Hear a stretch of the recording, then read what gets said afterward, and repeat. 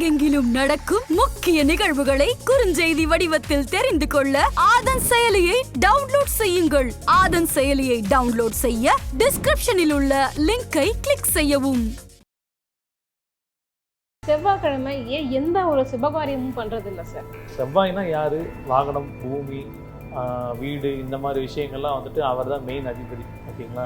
So அதனால் வண்டி வாங்குறது, வீடு வாங்குறது, இந்த மாதிரி விஷயங்களுக்கு ஸ்டார்டிங் டிஸ்கஷன்லேருந்து ஆரம்பிக்கிறது செவ்வாய்க்கிழமை நீங்கள் தாராளமாக நீங்கள் கண்டிப்பாக ஆரம்பிக்கணும். ஒரு திருமணம், வீட்டு கிரக பிரவேசம், அந்த மாதிரியான விஷயங்கள்லாம் ஏன் செவ்வாய்க்கிழமை பண்ண மாட்டேங்கிறாங்க? கல்யாணம்ங்கிறது வந்து பார்த்தீங்கன்னா குரு தான் மெயினாக வந்துட்டு முக்கியமானவர் வருவார். சரிங்களா? அதனால அந்த குரு ஓரையில் இல்லாட்டி குரு நாட்கள் வியாழக்கிழமை இல்லாட்டி சுக்கிரன் வந்துட்டு பார்த்தீங்கன்னா கலஸ்தர காரகம். ஸோ அவருடைய நாளில் பண்ணுறது. அப்புறம் புதன்கிழமை வந்து காதல், நட்பு, இந்த மாதிரி விஷயங்கள். செவ்வாய் தோஷம்னா என்ன சார்? இந்த மாதிரி செவ்வாய் தோஷத்தை அப்போ என்னென்ன மாதிரியான பரிகாரங்கள் செஞ்சால் அதன் தாக்கம் குறையும் சார்? செவ்வாய் தோஷம் அப்படிங்கிறது வந்துட்டு 2, 4, 7, 8, 12 இதில் வந்துட்டு உட்காந்த செவ்வாய் தோஷம் அப்படின்னு வந்து பொதுவாக சொல்லுவாங்க. இப்போ சரராசிகள் சொன்னீங்கல்ல, யார் அவங்கெல்லாம்? சரம் அப்படின்னு வந்து பார்த்தீங்கன்னா மேஷம், கடகம், துலாம், மகரம், இதான் வந்துட்டு சரராசிகள்னு சொல்லுவாங்க. ஸோ இவங்களுக்கெல்லாம் வந்து பார்த்திங்கன்னா வாழ்க்கையில் வந்துட்டு வாய்ப்புகள் வந்து அடுத்தடுத்து வந்து நடக்க ஆரம்பிக்கும். 3 முதல்வர்கள் வந்துட்டு ஒருத்தர் ஸ்டார்ட் பண்ணி, எம்ஜிஆர் ஸ்டார்ட் பண்ணி, கருணாநிதி அடிக்கல் நாட்டி, ஜெயலலிதா திறந்து வச்சு அரசவை கவிஞராக ஒரு ஆளை வச்சதுக்கு செவ்வாய் ஒரு முக்கியமான காரணம். 12 ராசிகள்ல செவ்வாயானது யாருக்கு சாதகமாக இருப்பார், யாருக்கு பாதகமாக இருப்பார் சார்? எல்லா ராசிகளுக்கும் பொதுவாக வந்து பார்த்தீங்கன்னா 3, 6, 10, 11 இந்த மாதிரி உபஜய ஸ்தானத்தில் வந்து செவ்வாய் உட்காந்துட்டா எல்லாருக்குமே வந்துட்டு ஓரளவுக்கு ஃபேவரட் பண்ணக்கூடிய நிலைமையில் தான் இருப்பார். அது மிதுன கன்னி ராசியாக இருந்தாலும் ஓகே தான். முக்கிய தகவல்களை உடனுக்குடன் தெரிந்து கொள்ள ஆதன் செயலியை டவுன்லோட் செய்யுங்கள். டவுன்லோட் லிங்க் டிஸ்கிரிப்ஷனில் உள்ளது. ஆதன் ஆன்மீக நேயர்களுக்கு வணக்கம். நம்ம ஆன்மீகம் சேனல்ல தொடர்ந்து ஆன்மீகம் ரீதியா நிறைய தகவல்களை பார்த்துக்கிட்டும் தெரிஞ்சுக்கிட்டும் வரோம். நமக்கான தீர்வுகளும் தெளிவுகளும் கிடைச்சிக்கிட்டு இருக்கு. அந்த வகையில இன்னைக்கு நம்ம கூட இணைஞ்சிருக்கிறாங்க ஜோதிடர் திரு கார்த்திக் பாபு அவர்கள். வாருங்கள் பேசுவோம். வணக்கம் சார். வணக்கம் மேடம். இப்போ நார்மலாக பார்த்தீங்க அப்படின்னா முருகன் அப்படின்னாலுமே செவ்வாய்க்கிழமை தான் வந்துட்டு ரொம்ப உகந்த நாள் அப்படின்னு சொல்லுவாங்க. முருகனுக்கும் செவ்வாய்க்கிழமைக்கும் ரொம்ப நெருங்கிய தொடர்பு இருக்குது அப்படின்னு சொல்லுவாங்க. அப்படி இருக்கும்போது செவ்வாய்க்கிழமை ஏன் எந்த ஒரு சுபகாரியமும் பண்ணுறது இல்லை சார்? இது சுபகாரியம் பண்ணுறதுல நம்ம சொல்கிறது முடியாது. சுபகாரியங்கள்லாம் பண்ணிட்டு தான் இருக்காங்க. அதில் முக்கியமான விஷயம் வந்து பார்த்திங்கன்னா மெயினாக ஒருத்தர் வண்டி வாங்குறாங்க அப்படின்னா அது பற்றியான ஸ்டார்டிங் டிஸ்கஷன், அதை பற்றி பேசுகிறது, பிடிக்கிறது, இந்த மாதிரி விஷயம்லாம் வந்து செவ்வாய்க்கிழமை கண்டிப்பாக பண்ணுவாங்க. செவ்வாய்க்கிழமையும் வண்டி வாங்குவாங்க. ஓகேங்களா? பட் அது எல்லாருக்குமே ஒத்து வருமானு கேட்டால் எல்லாருக்கும் ஒத்து வராது. அந்த ராசி லக்னம் அடிப்படையில் அவங்களுக்கு இப்போ செவ்வாய் தசை நடக்குது, அந்த டைம் பீரியட் வந்து பார்த்திங்கன்னா கரெக்டாக அந்த செவ்வாய்க்கிழமை போய் வாங்கினா அவங்களுக்கு உண்மையிலேயே வந்துட்டு அந்த ரிச்னஸ் வந்து கூடிக்கிட்டே தான் போகும். நல்ல ஒரு லக்ஸுரி வெஹிக்கிள், நல்ல ஒரு தரமான வண்டி வாங்குறாங்கன்னா அது செவ்வாய்க்கிழமை வாங்கலாம், கண்டிப்பாக சூப்பராக தான் இருக்கும். பண்ணக்கூடாதுன்னு கிடையாது சுபகாரியம் உள்ளது. செவ்வாய்னா யார்? வாகனம், பூமி, வீடு, இந்த மாதிரி விஷயங்கள்லாம் வந்துட்டு அவர் தான் மெயின் அதிபதி. ஓகேங்களா? ஸோ அதனால் வண்டி வாங்குறது, வீடு வாங்குறது, இந்த மாதிரி விஷயங்களுக்கு ஸ்டார்டிங் டிஸ்கஷன்லேருந்து ஆரம்பிக்கிறது செவ்வாய்க்கிழமை நீங்கள் தாராளமாக நீங்கள் கண்டிப்பாக ஆரம்பிக்கலாம். நிறைய பேர் சொல்லுவாங்க செவ்வாய் வெறும் வாய் அப்படின்லாம் சொல்லுவாங்க. அது சுத்த பொய். ஓகேங்களா? அது வாய் பொய். அதனால் அதை விட்டுடுங்க. செவ்வாய்க்கிழமை கண்டிப்பாக வந்துட்டு நீங்கள் நிறைய அந்த தினமலர், வாரமலர் பேப்பரில் கூட வந்து பார்த்திங்கன்னா அந்த போடுவாங்க செவ்வாய்க்கிழமை வாங்கலாம் செல்லும் போகும், ஆன்மீக முறையில் போடுவாங்க.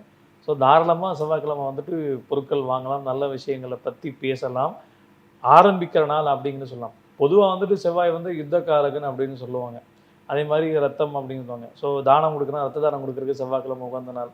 தாராளமாக கொடுங்க. ஜிஹெச்சில் போய் ரத்த தானம் பண்ணுறீங்க, உங்களால் 4 பேர் சந்தோஷப்படுவாங்க, நல்லபடியாக வாழ்க்கையை வாழலாம். ஸோ செவ்வாய்க்கிழமை வந்துட்டு ஒரு சூப்பரான நாள் தான்.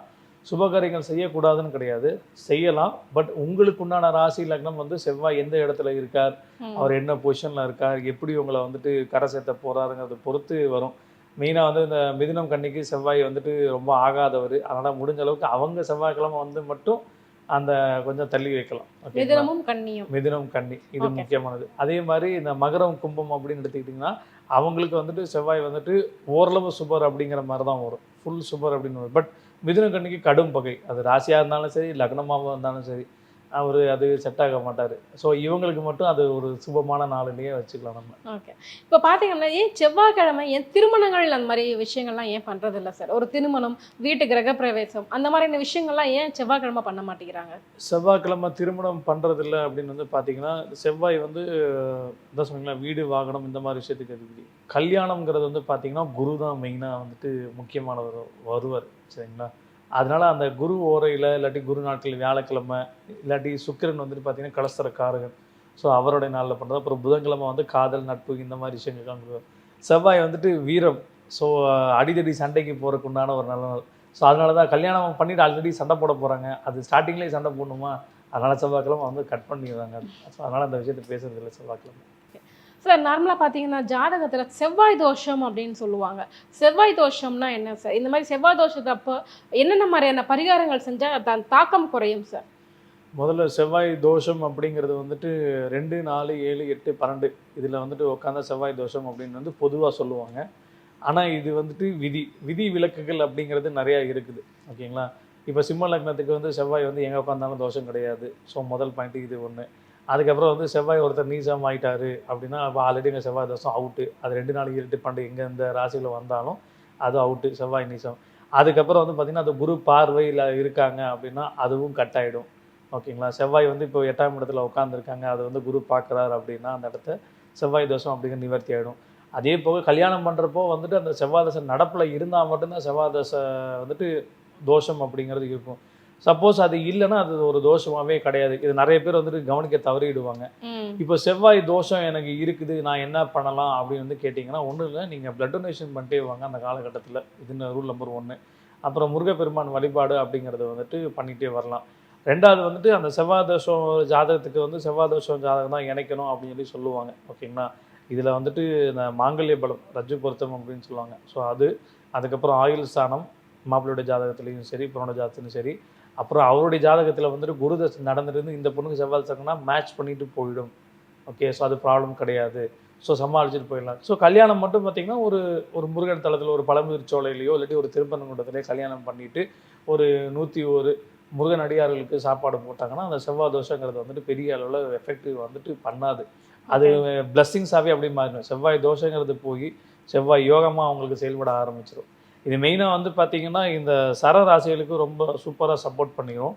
ஸ்திர ராசிகளுங்கிறப்போ 50-50 அப்படிங்கிற போயிடும். இந்த மிதுனம் கன்னி மட்டும் வரும்போது மட்டும் அந்த செவ்வாய் தோஷம் வந்து நடப்பில் இருந்ததுன்னா அவங்க வந்து செவ்வாய் தோஷ ஜாதகம் உள்ள மாப்பிள்ளை இணைக்கிறது இல்லாட்டி பொண்ணை இணைக்கிறது நல்லது. ஓகே, இப்போ சரராசிகள் சொன்னீங்கல்ல, யார் அவங்கெல்லாம்? சரம் அப்படின்னு வந்து பார்த்தீங்கன்னா மேஷம், கடகம், துலாம், மகரம் இதான் வந்துட்டு சரராசிகள்னு சொல்லுவாங்க. ஸோ இவங்களுக்கெல்லாம் வந்து பார்த்திங்கன்னா வாழ்க்கையில் வந்துட்டு வாய்ப்புகள் வந்து அடுத்தடுத்து வந்து நடக்க ஆரம்பிக்கும், வந்துக்கிட்டே இருக்கும். ஓகேங்களா? மேஷங்கிறது இந்த மேஷம் வந்து அரசியல்களை செய்யக்கூடிய ராசி. கடகம் வந்து ராஜலக்னம்னு சொல்லுவாங்க. துலாம் வந்து பார்த்திங்கன்னா சுக்கிரனோட மூலத்திரிகோண ஆட்சி வீடு, காலபுருஷனோட 7வது வீடு. இங்கே சனிமோன் உச்சம் வேற பெறுவார். ஸோ சூப்பராக எந்த ஒரு விஷயத்துலையும் வந்துட்டு ஜாலியாக ரொம்ப ஜோவியலாக பேசி கரெக்ட் பண்ணி கொண்டு போயிடுவாங்க. மகரம் வந்து உழைப்பிலால் மேன்மை அடையக்கூடிய வீடு. ஏன்னா 2ஆம் வீடு கும்பத்தோட வீடு சனிமோன் வீடாக வரும். ஸோ அதனால் இவங்களுக்கு வந்துட்டு உழைக்கிறப்போ நிறைய வேலை செய்யும்போது அவங்களுக்கு வாய்ப்புகள் அடுத்தடுத்து உருவாகிட்டே இருக்கும். ஸோ இவங்களுக்கெல்லாம் வந்து பார்த்திங்கன்னா செவ்வாய் வந்துட்டு மேக்ஸிமம் நிறைய ஹெல்ப் பண்ணிடுவாங்க. இவங்க வீட்லேயும் சரி இவங்கெல்லாம் சரி அரசியல் அதிகாரம் பதவி ஒரு கவுன்சிலர்லேருந்து சிஎம் ஆகிற லெவலில் வரைக்கும் எல்லா இதுலேயும் வந்து செவ்வாய் பயங்கரமாக ஹெல்ப் பண்ணிடுவார். ஓகேங்களா? இவங்க வீட்டில் மேக்ஸிமம் வந்து பார்த்திங்கன்னா முருக பக்தர்கள் முருகனடியார்கள் வந்து நிறைய பேர் இருப்பாங்க. இந்த நாட்டுக்கோட்டை செட்டியார் வீடு நகரத்தார் வீடெல்லாம் பார்த்திங்கன்னா ரொம்ப பெருசாக இருக்கும். வீடு பிரம்மாண்டமாக கட்டியிருப்பாங்க. இந்த மாதிரி கோட்டை மாதிரி வீட்டு கட்டுறதுக்கு செவ்வாய் தான் ஹெல்ப் பண்ணுவார். ஓகேங்களா? ஏன்னா செவ்வாய் ஒருத்தருக்கு ஜாதகத்தில் பலமாக இருந்தால் மட்டுமே அந்த மாதிரி ஒரு பெரிய லெவலில் வந்து பிரம்மாண்டமாக வீடு கட்டிட்டு போக முடியும். சுக்கிரன் நல்லா சூப்பராக இருக்கிறப்போ வந்து பார்த்திங்கன்னா அங்கே நிறைய அதிநவீன வசதிகள் இருக்கும். ஸ்மார்ட் ஃபோம்னு சொல்லுவாங்க பார்த்திங்கன்னா, அந்த மாதிரி அப்பார்ட்மெண்ட் சைடில் வந்து உள்ளே போகிறது. பட் ஒரு இண்டிவிஜுவலாக ஒரு லேண்டு வாங்கி ஒரு பெரிய லெவலில் வீடு கட்டி அப்படியே வாழ்கிறது அப்படின்னு சொல்லுவாங்க பார்த்திங்களா, அது வந்துட்டு செவ்வாய் வந்து சூப்பராக இருக்கும். நேற்று கவியரசு கண்ணதாசனோட பிறந்தநாள். அவங்க குடும்பத்தில் செவ்வாய் வந்து ரொம்ப சூப்பராக இருக்குது. 3 முதல்வர்கள் வந்துட்டு ஒருத்தர் ஸ்டார்ட் பண்ணி எம்ஜிஆர் ஸ்டார்ட் பண்ணி கருணாநிதி அடிக்கல் நாட்டி ஜெயலலிதா திறந்து வச்சு அரசவை கவிஞராக ஒரு ஆளை வச்சதுக்கு செவ்வாய் ஒரு முக்கியமான காரணம். ஸோ ஒவ்வொரு செவ்வாய் வழிபட்டு இருந்தால் நல்லா இருக்கும். அவங்க வீட்டில் எப்போவுமே அந்த அன்னதானம் அப்படிங்கிறது நடந்துகிட்டே இருக்கும். ஏன்னா செவ்வாய்க்கு சந்திரன் நட்பு. அன்னதானம் சொல்ல முடியாது, ஒரு கல்யாண வீடு மாதிரி கலகலப்பாக என்றைக்குமே இருந்துட்டு இருக்கும். ஸோ செவ்வாய் பலமாக இருந்தால் இது எல்லாமே நடக்கும். செவ்வாய் திசைன்னு ஒன்று சொல்லுவாங்க சார். செவ்வாய் திசை ஒருத்தருக்கு வந்து ஆரம்பிச்சிருச்சு அப்படின்னா அவங்களுக்கு எந்தெந்த மாதிரியான பிரச்சனைகள் இடையூறுகள்லாம் ஏற்படும் சார்? செவ்வாய் திசை பிரச்சனை வந்து கொடுக்குறது அதான் சொன்னீங்களா, செவ்வாய் நல்ல பொசிஷனில் இருந்துட்டு அது குரு பார்வையிலையோ சுக்கிர தொடர்புலையோ இல்லாட்டி பௌர்ணமி சந்திரன் ஒளியிலோட பார்வையிலோ இருந்ததுன்னா அவங்களோட வாழ்க்கையில் வந்து பார்த்திங்கன்னா ஒரு மிகப்பெரும் உயரத்தை வந்து அவங்க அடைவாங்க. அது வந்து பார்த்திங்கன்னா இப்போ சொல்ல முடியாது. திடீர்னு ஒருத்தர் வந்து பார்த்திங்கன்னா சும்மா கஷ்டப்பட்டுருப்பாங்க, இவ்வளோ நாள் வாடகை வீடு பூக்கியத்தில் அப்படி இப்படி இருப்பாங்க. அந்த செவ்வாய் தசை ஸ்டார்ட் ஆனோன்னா திடீர்னு சிறுவாபுரி முருகன் கோயிலுக்கு போகணும்னு தோணும். இல்லாட்டி வந்து பார்த்திங்கன்னா திருச்செந்தூர் முருகன் கோயிலுக்கு போயிட்டு வந்து நம்ம அடுத்த ஸ்டெப்பு வேலை பண்ணணும், ஒரு தொழில் ஆரம்பிக்கணும்னு செய்வாங்க. ஸ்டார்ட் பண்ணி ஒரு 2-3 வருஷத்துலேயே அப்படியே கடன்னு பிக்கப் ஆகி 4ஆவது வருஷம் வந்துட்டு இடம் பார்த்து 5ஆவது வருஷம் வீடு கட்டிகிட்டே போயிடுவாங்க. அந்தளவுக்கு ரொம்ப பவர்ஃபுல்லாக வேகமாக ஆப்பர்ச்சுனிட்டிஸ் கடன்னு கொடுக்க ஆரம்பிக்கும்.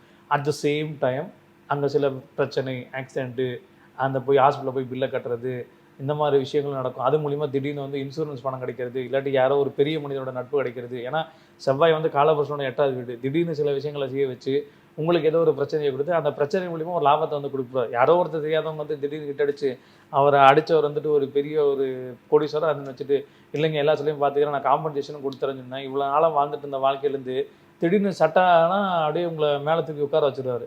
இது செவ்வாய் வந்து நடக்கும். ஆனால் என்னன்னா அடிபட்டு குடும்ப கொடுப்பார். அது மேஷமாக இருந்தாலும் சரி, விருச்சிகமாகவும் சரி, அந்த வேலையை கண்டிப்பாக வந்துடும். ஏன்னா 6-8ன்னு வந்துடும்.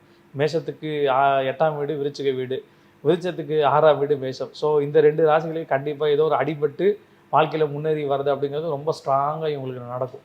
12 ராசிகளில் செவ்வாயானது யாருக்கு சாதகமாக இருப்பார், யாருக்கு பாதகமாக இருப்பார் சார்?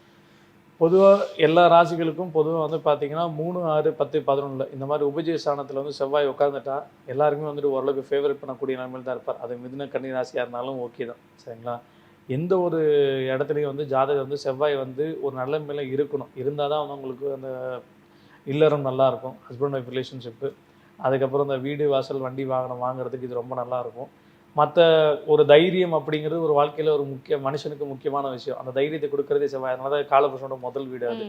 ஸோ அந்த தைரியம் நல்லபடியாக கொடுக்கும். அதனால் 3, 6, 10, 11 இருந்தால் வாழ்க்கையில் நல்லா இருக்கும் அவங்க எல்லாத்துக்கும். அது போக இப்போ மேஷத்துலேயே ராசியாகவும் இருந்து லக்னமாகவும் இருந்து செவ்வாய் அங்கேயே உட்காந்து 9ஆம் வீட்டிலேருந்து குரு வந்து பார்க்குறாருன்னா சூப்பர் ஜாதகம் அது. கண்டிப்பாக வாழ்க்கையில் எல்லா விதத்துலேயும் வந்து சகல சந்தோஷங்களையும் அனுபவிக்கக்கூடிய ஒரு விஷயம். அதே மாதிரி கடக லக்னத்துக்கு வந்து கடக லக்னம் கடக ராசியாக இருந்து சந்திரன் அங்கேயே ஆட்சி பெற்ற நிலைமையில இருந்து செவ்வாய் வந்து பார்த்தீங்கன்னா ஒரு நல்ல ஒரு பொசிஷன், அதாவது சுக்கிரனோட வீட்டில் 11ஆம் வீட்டில் உட்காந்துருக்காங்களா, வீடு இப்போ கொஞ்ச நேரம் மாதிரி வீடு கோட்டை மாதிரி கட்டி வாழுவாங்கன்னு சொல்லுவாங்களா, அந்த மாதிரி கோட்டை கட்டி வாழுவாங்க இந்த வீடு. ஸோ இந்த மாதிரி வந்து கடகத்துக்கு ரொம்ப இது பண்ணுவாங்க. அடுத்த துலாம் வந்து பார்த்தீங்கன்னா 2, 7 கூடையவராக வராரு. ஸோ ஒய்ஃப் வந்து பார்த்தீங்கன்னா ரொம்ப டாமினன்ட் பர்சனாக இருப்பாங்க. அவங்க மூலிமா வாழ்க்கையில் வந்துட்டு பல அதிர்ஷ்டங்கள், பல முன்னேற்ற வாய்ப்புகள், அவங்களோட உழைப்பின் மூலிமா இவங்களுக்கு வந்துட்டு நிறைய பணம் பொருள் சேர்க்கை அப்படிங்கிறது நடக்க ஆரம்பிக்கும். அட் த சேம் டைம் மகரம் வந்து எடுத்துக்கிட்டிங்கன்னா மகரத்துக்கு வந்து செவ்வாய் வந்து உச்சமாவார் அவரோட வீட்டில். ஸோ அவர் என்ன பண்ணுவார், நிறைய உழைக்கிறதுக்குண்டான வாய்ப்புகள் நிறைய கொடுத்து ஒரு இண்டஸ்ட்ரிங்கிறது இல்லாமல் போயிட்டு உலகம் முழுக்க இண்டஸ்ட்ரி வச்சு, ஓகேங்களா, அந்த மாதிரி பெரிய குரூப் ஆஃப் கம்பெனிஸ்க்கு வந்துட்டு பார்த்திங்கன்னா மகரத்துக்கு வந்து ஹெல்ப் பண்ணுவாங்க. இன்ஜினியரிங் இண்டஸ்ட்ரீஸ் எல்லாம் வந்து பார்த்திங்கன்னா ஆல் ஓவர் வேர்ல்டு இருக்கும், ஓகேங்களா. அந்த மாதிரி எல்லாம் கொடுக்கக்கூடியதெல்லாம் வந்து செவ்வாய் வந்து கொடுப்பார்.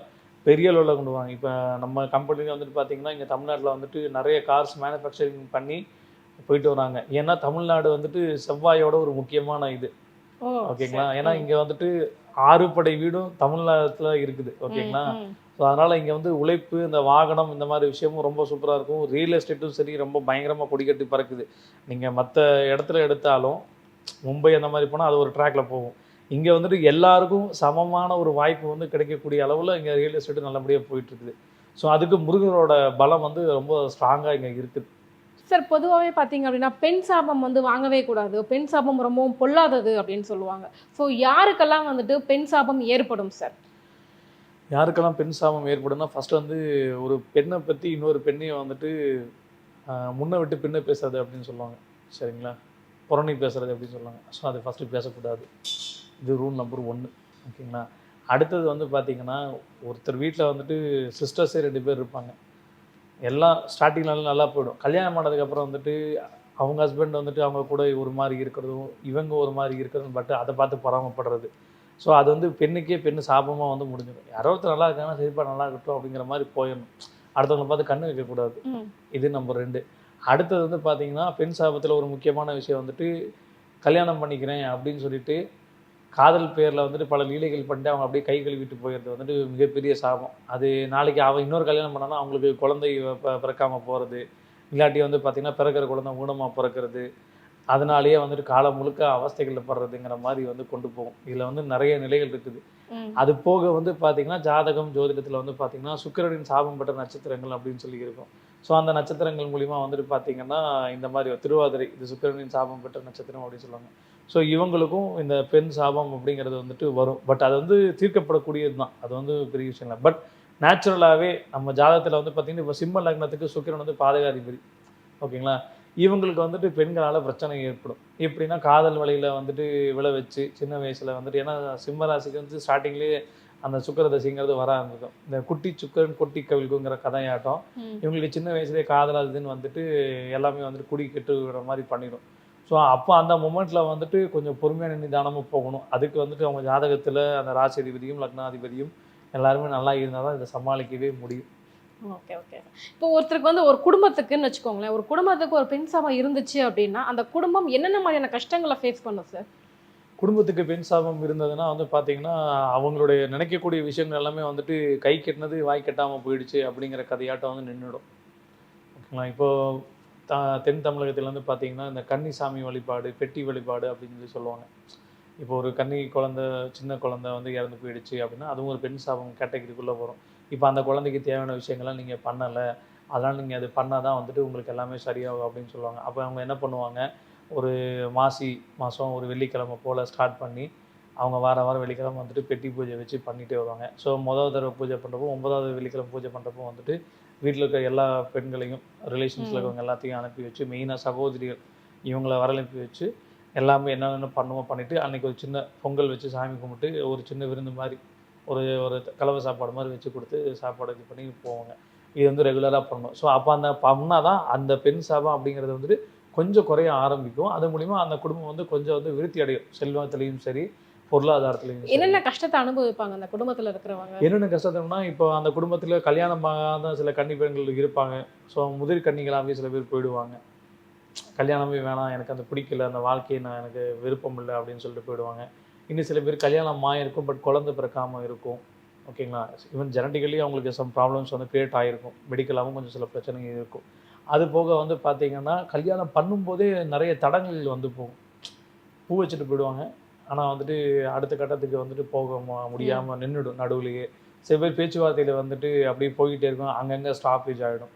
இது ஜாதக ரீதியாகவும் வரும், இந்த மாதிரியும் வரும். ஏன்னா அந்த பெண் சாபம் வரும்போது வரும். இன்னும் சில பேர் என்ன பண்ணிப்பாங்கன்னா, இப்போ அந்த குடும்பத்தோட அப்பாவோ இல்லாட்டி அந்த அப்பாவோட இன்னொரு மூதாயிரெல்லாம் அவங்க வந்து பார்த்திங்கன்னா பெண்ணுக்கு ஏதேனும் கொடுமைகள் எதுவும் செய்திருந்தாங்கன்னா அந்த குடும்பத்துக்கு அது அப்படியே சாபமாக தொடர்ந்து வந்துக்கிட்டே இருக்கும். அப்போ என்ன ஆகும், இவங்களுக்கு அந்த பெண் சாபத்துக்கு ஏதோ ஒரு பரிகாரம், சாந்தி, அல்லாட்டி இப்போ நடைமுறை சமுதாயத்தில் இருக்கிற மக்களில் வந்துட்டு ஏதோ ஒரு 4 ஏழை பெண்களுக்கு திருமணம் செஞ்சு வச்சாதான் அந்த சாபமே தீர ஆரம்பிக்கும். இது வந்துட்டு அவங்க குறிப்பிட்ட சுய ஜாதகத்தை பொறுத்து இது கொஞ்சம் மாறிட்டே வரும். ஏன்னா ஜென்ரல் நம்ம அப்படியே டக்கு டக்குன்னு சொல்லிட முடியாது. ஜாதகத்திலே தெரியும்ல பெண் சாபம், ஜாதகத்துல தெரியும் பெண் சாபம் அப்படிங்கிறது வந்துட்டு தெரியும். பெண் சாபம் அப்படின்றீங்கன்னா அங்கே சுக்கிரன் கொஞ்சம் பலவீனமா இருக்காங்க அப்படிங்கிறது தெரிஞ்சிடும். ஏன்னா இல்லறத்துல சுக்கிரன்ங்கிறது ரொம்ப முக்கியம் இல்லைங்களா? ஸோ சுக்கிரன் பலவீனம் ஆகிட்டாருன்னா எல்லாமே இருக்கும் பட் இல்லை அப்படிங்கிற மாதிரி போயிடும். எஸ்ஜே சூர்யா கதையாயிட்ட இருக்கு ஆனால் இல்லை அப்படிங்கிற மாதிரி வந்துடும். எந்த ராசிகளுக்கு சார் அதிகமாக பெண் சாபம் ஏற்படும் அப்படின்னு ஜென்ரலைஸாக சொல்லிட முடியாதுங்க. எல்லாருக்குமே வந்துட்டு அந்த சுக்கிரன் பலவீனப்பட்டுட்டாலே அது எந்த ராசி லக்னமாகவே இருந்தாலும் கொஞ்சம் வந்துட்டு டவுன் ஃபேர் ஆகிடும். அதுக்காக அவருக்கு கல்யாணமே ஆகாது, குழந்தை பெற்றுக்க முடியாதுன்னு அர்த்தம் கிடையாது. அது வந்து சுக்கிரனும் நீசமாகி கூட நிழல் கிரகங்களும் சேர்ந்துக்கிட்டு சனி பார்வையில் இருந்துன்னு வச்சாங்க, அது டோட்டலாக அவுட் ஆகிடும். எல்லாமே இருக்கும், என்கிட்ட காசு பணம்லாம் நிறையா இருக்குது, பட் இந்த பெண் சுகமோ இல்லாட்டி குழந்தை பேரோ இல்லாட்டி ஒரு நல்ல அழகான தாம்பத்திய உறவோ கல்யாண வாழ்க்கையோ அப்படிங்கிறது அவங்களுக்கு வந்துட்டு பார்த்திங்கன்னா நிறைய பிரச்சனைகளாகவே இருக்கும். நிறைய பேருக்கு வந்து பார்த்தீங்கன்னா கல்யாணம் ஆகிடும், நிறைய கல்யாணங்களும் அடுத்தடுத்து டிவோர்ஸ் ஆகி கல்யாணம் பண்ணிட்டு போவாங்க, பட் அந்த குழந்தைங்கிற விஷயம் கிடைக்காமலே போயிடும். ஸோ இது வந்து சுக்கிரன் வீக் அப்படின்னு, சுக்கிரன் மட்டும் வீக் கிடையாது, சப்போர்ட்டிவாக சில கிரகங்களும் அந்த டைமில் வந்து நடக்க ஆரம்பிக்கும். ஸோ எல்லாருமே நம்ம கிரகங்கள் சேர்ந்தால் வந்துட்டு ஒரு மனுஷன் வந்து ஆட்டி படைக்குது. ஸோ அதில் மெயினாக சுக்கிரன் வந்துட்டு ரொம்ப ஒரு முக்கியமான விஷயம். அந்த மெயினாக இன்னொன்று ரிஷப வீடும் துலாம் வீடும் பாதிக்கப்பட்டுச்சுன்னா கல்யாணம் ஆகிறதே டிலே ஆகும், அப்புறம் குழந்தை பிறக்கிறது அதை விட டிலே ஆகும். அதுக்கப்புறம் வழக்கம் போல் செயற்கை கருத்தரித்தல் மையம் அப்படிங்கிறதுல போய் எடுக்கணும். அதுவும் கூட வந்துட்டு இன்னொரு டோனரை பிடிச்சி தான் போகிற மாதிரி வரும். ஒன்று இவங்கக்கிட்ட பிரச்சனை இருக்கும், ஸ்பெர்ம் கவுண்டிங்கில் பிரச்சனை இருக்கும், இல்லாட்டி அந்த கருமுட்டையில் பிரச்சனை இருக்கும். ஸோ இந்த மாதிரி சில ப்ராப்ளம்ஸ் வந்துட்டு ஆண்கள் பெண்களும் ஃபேஸ் பண்ணுவாங்க. ஓகே, இந்த மாதிரியான பெண் சாபத்துக்கு ஒரு சிம்பிளான பரிகாரங்கள் ஏதாவது இருக்கா சார்? சிம்பிளான பரிகாரம் எதுவுமே கிடையாதுங்க. பெண் சாபம் எவ்வளோ பொல்லாதுங்க, அதுக்கு எப்படி சிம்பிளாக நீங்கள் வழிநடத்த முடியும்? அது வாய்ப்பே இல்லை. ஸோ ஒரு சில விஷயங்கள் நடந்ததுன்னா முடிஞ்ச அளவுக்கு இந்த இளவு வீட்டில் போயிட்டு அங்கே போய் பிரச்சனை பண்ணுறது இது யாருமே பண்ணக்கூடாது, ஓகேங்களா? அதுவும் பர்டிகுலராக அது ஒரு பெண் சாவாக இருந்ததுன்னா அந்த பொண்ணை பற்றி தப்பாக பேசுகிறதோ இல்லாட்டி சொத்துக்காக அடிச்சுக்கிறதோ. ஏன்னா நிறைய பேர் இன்றைக்கி அம்மா செத்ததுக்கப்புறம் வந்துட்டு பார்த்தீங்கன்னா அந்த சொத்தை அடிச்சுக்கிறதுக்கு நிறைய பேர் இது பண்ணுவாங்க, கிளவி பண்ணாமல் போயிட்டா சாகும்போதும் உசுரா வாங்குறாயா அப்படிங்கிற மாதிரிலாம் பேசக்கூடாது. இது ரூல் நம்பர் 1. அதுக்கப்புறம் இருக்கும்போதே வந்துட்டு பொண்டாட்டி நல்லபடியாக வச்சுக்கணும். ஓகேங்களா? இல்லை பொண்டாட்டி நல்லா வச்சுக்கலைன்னா அப்புறம் என்னாகும், அது பெண் சாபமாக காலங்காலமாக உன் தலைமுறைக்கு ஃபுல்லாக துரத்துக்கிட்டே வரும். ஏன்னா இந்த பொண்ணை கன்னிகாதானம் பண்ணி அவங்க அப்பா கல்யாணம் பண்ணி கொடுத்துட்டாரு. ஸோ அந்த பொண்ணை கடைசி வரைக்கும் புருஷன் தான் வச்சு காப்பாற்றணும். அப்படி காப்பாற்ற முடியாமல் போயிடுச்சுன்னா நாளைக்கு உன் தலைமுறைக்கு அந்த பொண்ணுனாலே சாபம் வந்து விடிஞ்சிடும். அதனால் முடிஞ்ச அளவுக்கு அதனால தான் நிறைய பேர் பொண்டாட்டி என்ன சொன்னாலும் சரிம்மா சாரிம்மா ஓகேமான்னு போய்கிட்டே இருக்கணும். அதுக்காக எல்லா விஷயத்துக்கும் மண்டை ஆட்டிடக்கூடாது. நல்ல விஷயத்துக்கு வந்து நம்ம சொல்லிட்டு போகிறது நல்லது. ஓகேங்களா? நியாயமான கோரிக்கைகளுக்கு செவி சாய்க்கலாம். நார்மலாக பெண் சாபம் பற்றி தான் பேசிக்கிட்டு இருப்போம். ஏன் ஆண் சாபம்லாம் இந்த அளவுக்கு ஒரு பவர்ஃபுல்லாக இருக்காதா? ஆண் சாபம் பவர்ஃபுல்லாக இருக்காதனால ஆண்கள் வந்து நிறைய தவறுகள் பண்ணிடுறாங்க போகிற போக்கில். ஓகேங்களா? அது வந்துட்டு பார்த்திங்கன்னா மறைமுகமாகவே போயிடும். ஏன்னா மேஷம் வந்து பார்த்திங்கன்னா எதாக இருந்தாலும் நான் தைரியமாக வந்துட்டு நானும் பெரிய ரவுடி தான் அப்படிங்கிற மாதிரி பண்ணிட்டு போயிடுவாங்க. இது ஜென்ரலாகவே நடக்கிறது. இது காலபுருஷ தத்துவத்தைப்படி நான் சொல்ல வரேன். அதே மாதிரி வந்து பார்த்திங்கன்னா 8ஆம் வீடு வந்து மறைவு ஸ்தானம் அப்படின்னு சொல்லுவாங்க. இது வந்துட்டு பொதுவாகவே நமக்கு வந்து இந்த ஜனன கால உறுப்புகள், அதாவது இந்திரியங்கள் அப்படின்னு சொல்லுவாங்க இல்லைங்களா, இனப்பெருக்க உறுப்புகள். ஸோ அந்த விஷயம் இதில் வந்துட்டு ஆண்களோட இந்த சனிபானோட ராசி நட்சத்திரம் வந்து பார்த்திங்கன்னா உள்ளே வந்துடும், புதனோடது வந்துடும். எல்லாமே வந்து ஃபேக்கு அப்படிங்கிற மாதிரி போயிடும் ஒரு கட்டத்தில். ஆனால் எல்லா ரகசியங்களும் அங்கே தான் ஒளிஞ்சிருக்குது. அதனால் நிறைய பேர் அதை வெளியே சொல்லவே மாட்டாங்க. இதில் ஆண்கள் முதன்மை வைப்பாங்க. பெண்ணுங்க வந்துட்டு போகிறதும் இருக்குது. ஆனால் ஆண்களுக்கும் சாபம் வரும். எப்படி வரும்னா அந்த பெண்களால் சில சாபங்கள் வரும். அப்போ என்ன ஆகுனா அந்த சாபத்துக்குண்டான பதிலாக அவங்களுக்கு இந்த பிறவிலே கிடச்சிரும். நமக்கு வந்துட்டு அடுத்த பிறவி பாஸ் ஆகும், இவங்களுக்கு இந்த பிறவிலே கிடச்சிரும். அப்போ என்ன பண்ணுவாங்கன்னா கடைசி காலத்தில் சாவு வந்து நல்ல சாவாகவே இருக்காது அந்த பொண்ணுங்களுக்கெல்லாம். ஒன்று இவன் கொத்தி கொண்டு வருவான், இல்லாட்டி வேற ஒருத்தன் கொத்தி கொண்டு வருவான். அந்த மாதிரி போயிடும். இப்போ ஒருத்தவங்க வந்து ஜாதகத்தில் பெண் சாபம் இருக்குது அப்படின்றது தெரிஞ்சிருச்சு. ஸோ அதை நிவர்த்தி பண்ணணும். நம்ம வந்து ஏழை பெண்களுக்கு திருமணம் செஞ்சு வைக்கிற அளவுக்கு கையில் காசு இல்லை அப்படி இருக்கிறவங்க எந்தெந்த கோவில்களுக்கு போனால் ஓரளவு அதுலேருந்து நிவர்த்தி கிடைக்கும் சார்? இப்போது கோவில் அப்படிங்கிறப்ப வந்து பார்த்திங்கன்னா பெண் சாபம் அப்படின்னு எடுத்துக்கிட்டிங்கன்னா ஒரு 3 முக்கியமான கோயில் இருக்குது. ஓகேங்களா? ஃபர்ஸ்ட் ஆஃப் ஆல் வந்துட்டு வெள்ளிக்கிழமையில் மகாலட்சுமி கோயிலில் போய் வழிபாடு பண்ணுறது. ஓகேங்களா? ஏன்னா சுக்கிரன் பெண். ஸோ அது ஒன்று. அதுக்கப்புறம் வந்து பார்த்திங்கன்னா இந்த பௌர்ணமியில் மட்டுமே திறக்கக்கூடிய சித்ரா பௌர்ணமி அன்னைக்கு மட்டுமே திறக்கக்கூடிய கண்ணகி தேவி கோயில் அப்படின்னு சொல்லி கேரளாவில் ஒரு கோயில் இருக்குது. ஓகேங்களா? அந்த கோயிலுக்கு வந்து போயிட்டு வருது. இது நம்பர் 2. அதுக்கப்புறம் வந்து பார்த்திங்கன்னா சிறுவாச்சூர் மதுரை காளியம்மன் கோயில்னு ஒரு கோயில் இருக்குது. திங்கட்கிழமை வெள்ளிக்கிழமை மட்டும்தான் இந்த கோயில் வந்து திறப்பாங்க. ஸோ அந்த கோயிலுக்கு போயிட்டு வர்றது இவங்களுக்கு ரொம்ப நல்லது, பெண் சாபம் இருக்கிறவங்க. பட் அதில் வந்து மொத்தமாலாம் வெளியே வர முடியாது. இது ஜஸ்ட்டு ஒரு என்னென்னா ஒரு ஆறுதல், ஒரு நல்வழி காட்டுறதுக்கு யாரோ ஒருத்தர் வந்து நமக்கு ஹெல்ப் பண்ண மாட்டாங்கன்னா அந்த கோயிலுக்கு போகிறப்போ அந்த ஹெல்ப் பண்ணுறவங்க உங்களுக்கு கண்ணுக்கு தெரிய வைப்பாங்க. இப்போ நீங்கள் ஏழை பெண்களுக்கு திருமணம் செய்து வைக்க முடியாது அப்படிங்கிற பட்சத்தில் ஒன்றும் இல்லை, ஏழை மக்களுக்கு போயிட்டு ஒரு பெண் அந்த குழந்தைங்க படிக்கிறதுக்கு உண்டான விஷயங்கள் ஹெல்ப் பண்ணுறது. ஸ்போர்ட்ஸில் வந்து சில பேர் வந்து பார்த்திங்கன்னா கராத்தே, குங்ஃபு, இந்த சிலம்பம், அதுக்கப்புறம் அத்லெட்ஸு, இந்த மாதிரி விஷயங்களை கொஞ்சம் கஷ்டப்படுவாங்க அந்த பெண் குழந்தைகள். அவங்களுக்கு உங்களால் முடிஞ்ச ஒரு ஷூ வாங்கி கொடுக்கறது, இல்லாட்டி அவங்க ஃபீஸில் ஏதாவது கோச்சில் ஃபீஸ் கொடுக்கறது, இந்த மாதிரி விஷயங்கள் கூட பண்ணலாம். ஏன்னா ஒரு பெண் சாபத்துக்கு வந்துட்டு இன்னொரு பெண்ணுக்கு உதவி செய்கிறது தான் ஒரு சரியான நிவர்த்தி. கோயில் வழிபாடுங்கிறது வந்துட்டு அது வந்து ஒரு ஆத்ம திருப்திக்காக பண்ணுறது. இது வந்து பண்ணும்போது அந்த சாபத்துக்குண்டான பரிபூர்ண நிவர்த்திக்குண்டான விஷயங்கள் இந்த பரிகாரங்கள் எல்லாமே. எங்கள் கேள்விகளுக்கு ரொம்ப சிறப்பான பதில் சொன்னீங்க சார். ரொம்ப நன்றி. வணக்கம். நன்றி.